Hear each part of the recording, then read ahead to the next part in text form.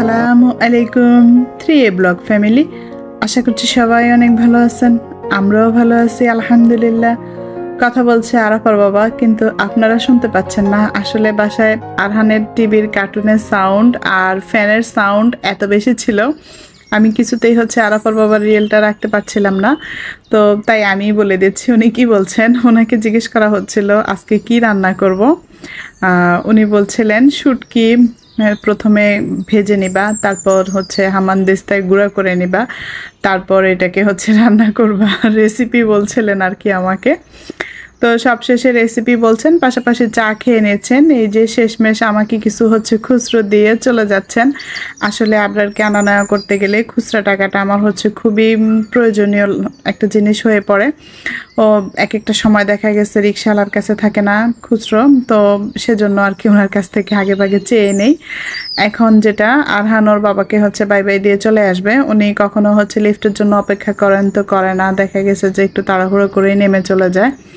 তো যাই হোক, ওদিকে গেট লাগিয়ে এসেছি। এখন আমি নাস্তা খাবো। আমার আজকের নাস্তাটা একটু দেরি হয়ে গিয়েছে। আমার হেল্পারটা ওই যে সকাল 8টা সাড়ে 8টার মধ্যে আসে, তো দেখা গেছে যে ওনাকে কাজ দেখিয়ে দিতে হয়, আবার ঘর দোর গোছাতে হয়, খুব দ্রুত সময় বিছানা গোছাতে হয়, ঝাড়াঝাড়ি এগুলো না শেষ করে আমি নাস্তা খেতে পারি না।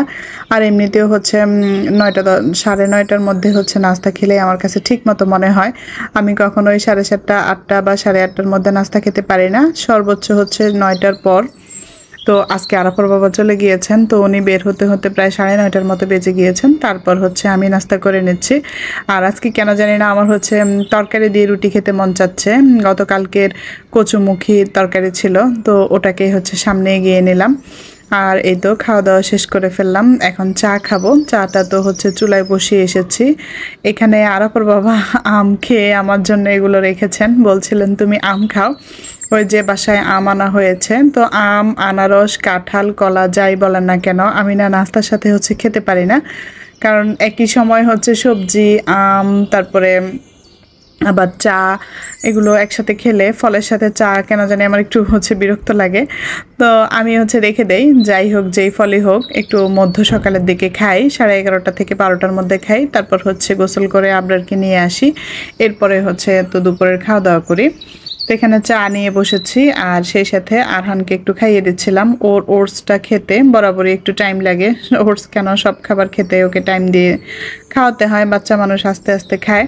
তো সেই সাথে আমার ব্লগটাও একটু দেখছিলাম। গত ব্লগটা ভিউটা সেরকম হয়নি, তারপরে দেখছি আর কি কোথাও ভুল ছিল কিনা, বা আরেকটু এডিটিং করলে ভালো হতো কিনা, তাই দেখছিলাম বসে বসে। আমি এরকমটাই করি, আমার ব্লগ মাঝে মাঝে আমি দেখি। আর আরহানের কথা কি বলবো, যখন বুঝতে পারে ওর ভিডিও আছে, তো ওই সময়টা খুব করে এনজয় করে, দেখতে থাকে আর কি। আরাফার বাবা আজকে ওনার কাপড় চোপড় ধুয়ে দিয়ে গিয়েছেন, তো উনি প্রতিদিনই এমনটাই করেন। সকাল সকাল ওনার তো বেশি কাপড় হয় না, 2-1টা শার্ট, গেঞ্জি, লুঙ্গি টুকিটাকি ওগুলো সাথে সাথে ধুয়ে ফেলেন। তো আমি এগুলো আগে নেড়ে দিচ্ছি, কারণ বাতাসে শুকিয়ে যাক। বর্ষার দিন দেখা গেছে যে কাপড় শুকাতে দেরি হয়ে যায়। তো ওগুলো নেড়ে দিয়ে তারপর চলে যাব কিচেনে।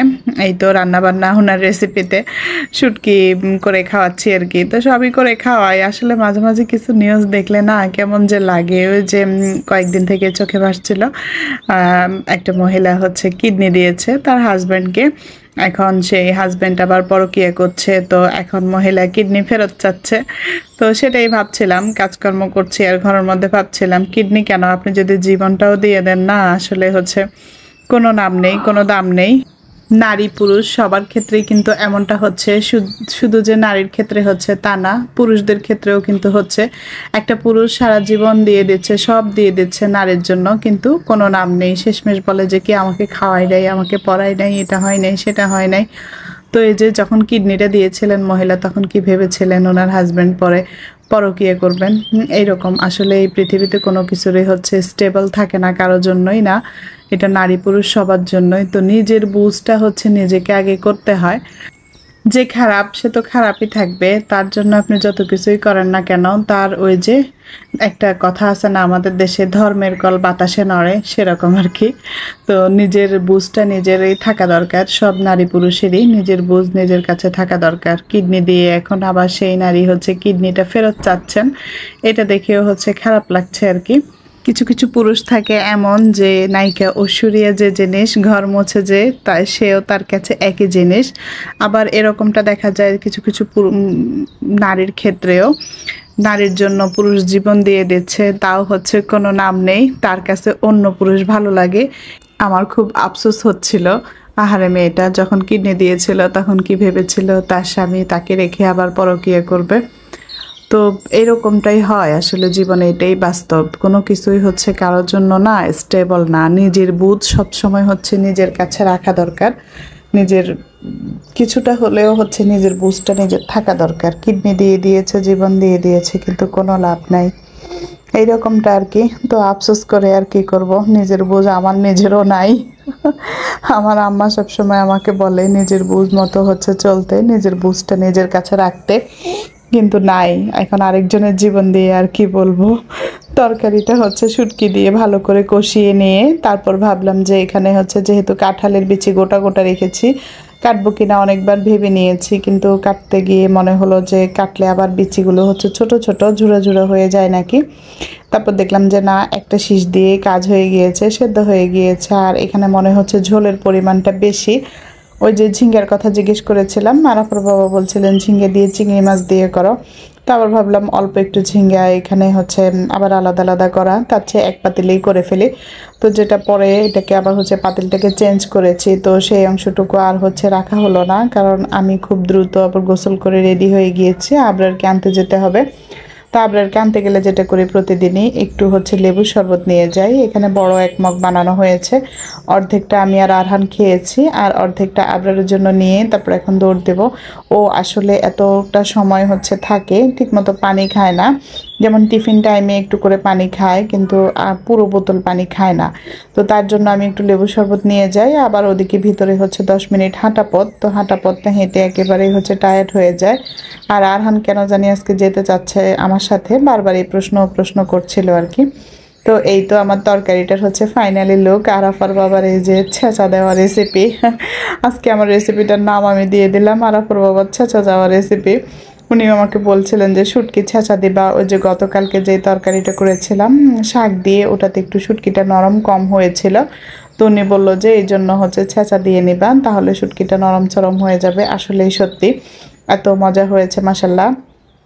আর ওই যে ঝোলের পরিমাণটা বেশি দেখে আমি বড় কড়াইতে নিয়ে একটু বলক দিলাম, আর দেখলাম ঝোলটা শুকিয়ে গিয়েছে। আরও তো হচ্ছে ঝিঙ্গা দিয়েছি, ঝিঙ্গার থেকেও ঝোলের পানি উঠছিল আর কি।